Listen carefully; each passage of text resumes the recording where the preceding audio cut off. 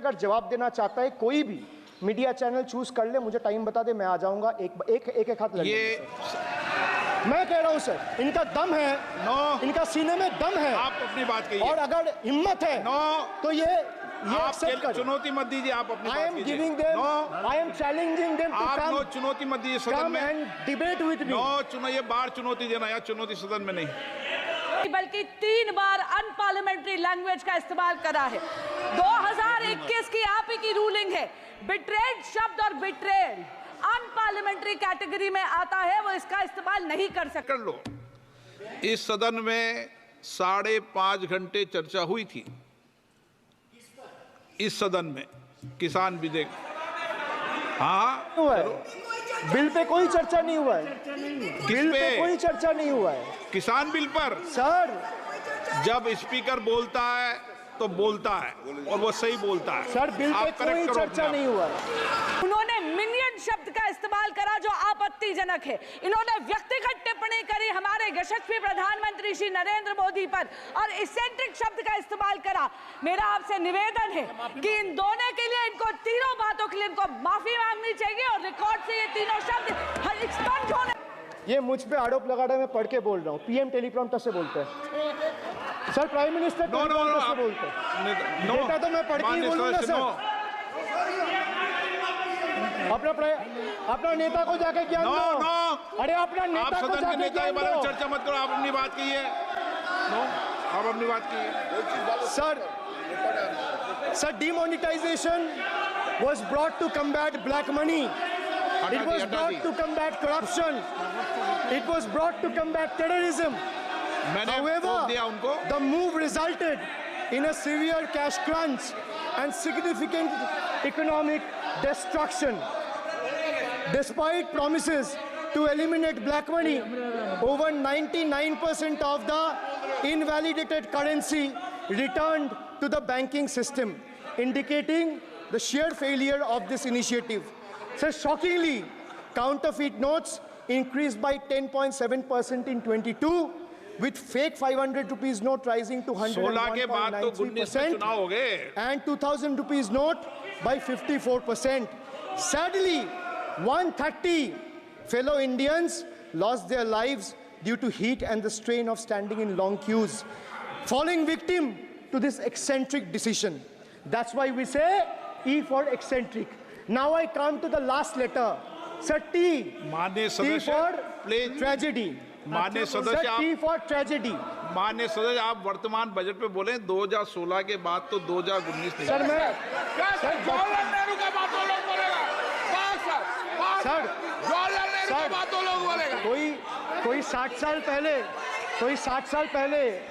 60 साल पहले जवाहरलाल नेहरू का बात करेगा, दूसरे नेताओं का बात करेगा, तब आप कुछ नहीं बोलेंगे। मैं 5 साल पहले का डिमोनेटाइजेशन का बात करूंगा तो आप कहेंगे भाई वर्तमान इशू पे बोलिए।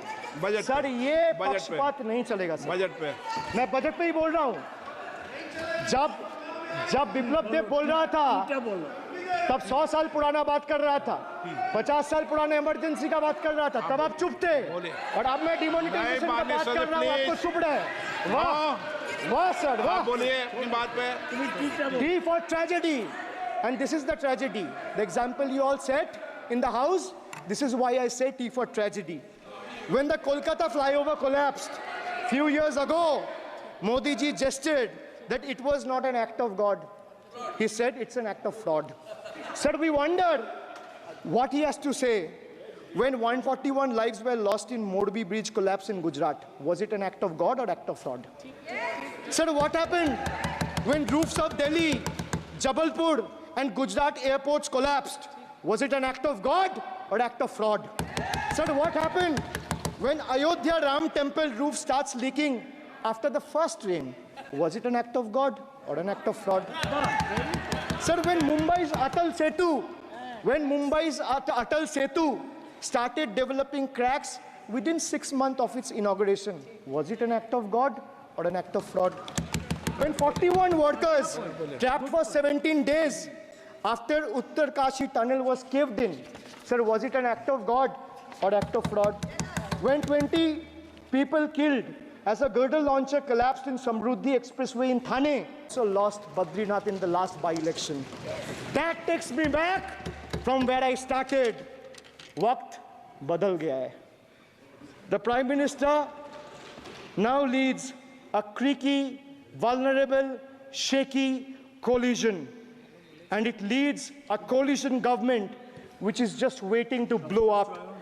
Rather than investing in the future of this country, it is unfortunate that the union government is investing for Modi ji's political survival at the expense of nation's well-being. Truth is, the Honorable Prime Minister is on borrowed time. You all are on borrowed time, mark my words. Yes. And I would like to end by saying, थोड़ा सब्र रखिए और कुर्सी का PT बांध लीजिए, मौसम बिगड़ने वाला है। Thank you.